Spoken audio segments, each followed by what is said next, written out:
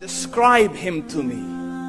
And Muslims, look at the description of your Rasul. And for some, this would be the first time you hear what your Prophet looked like.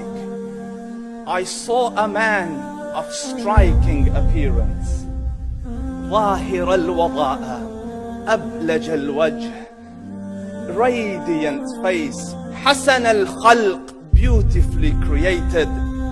لم تعبه الثجلة, his belly wasn't protruding. ولم تزر به السعلة, nor was his head disproportionate and small.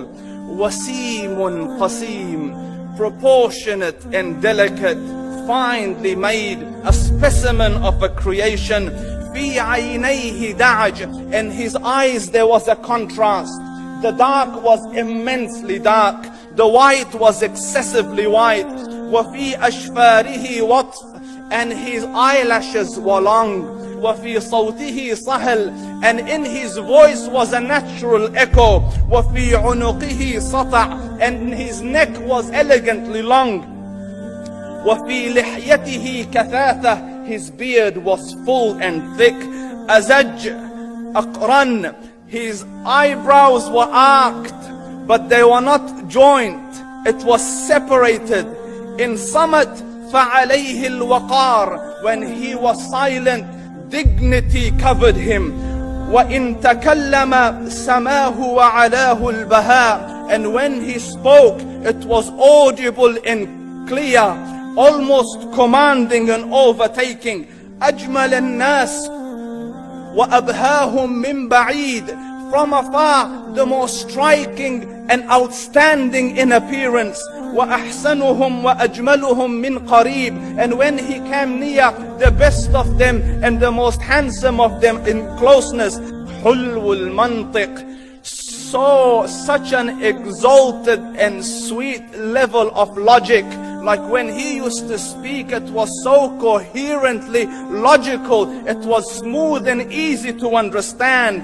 فصل لا نزر ولا هذر, he was to the point, not excessive, nor too short. كأن منطقه خرزات نظم يتحدرن, his logic, his utterances, his words were like jewels coming out of a necklace, calculated, polished, one after the other, it would flow magically. ربعة, he was medium in height. Your eye didn't have to strain to look up at him, nor was it tedious to look down at him. He was a comfortable sight to look at. له رفقاء يحفون به, he had friends, the people that were with him, they were working around him to try to serve and protect him.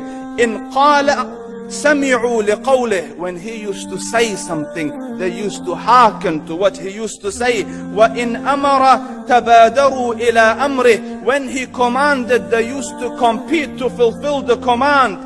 This is Muhammad Rasulullah. This is Muhammad Rasulullah. Anas ibn Malik says, he says, I came out one night, it was the full moon night.